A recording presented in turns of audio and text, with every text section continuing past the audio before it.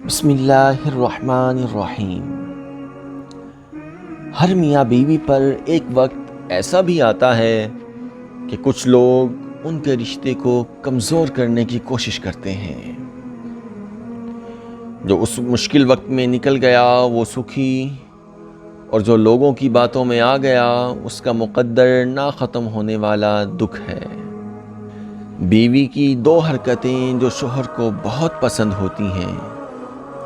Number 1، مرد کو غصے میں دیکھ کر عورت کا خاموش ہو جانا۔ نمبر 2، کوئی بھی نیا کام کرنے سے پہلے مرد سے مشورہ لینا۔ ایک عورت ایک مولوی صاحب کے پاس گئی اور بولی، مولوی صاحب کوئی ایسا تعویذ لکھ دیں کہ میرے بچے رات کو بھوک سے نہ رویا کریں۔ مولوی صاحب نے تعویذ لکھ دیا۔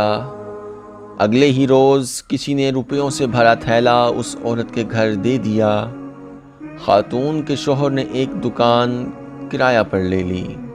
کاروبار میں برکت ہوئی اور دکانیں بڑھتی چلی گئیں اور پیسے کی ریل پیل ہو گئی۔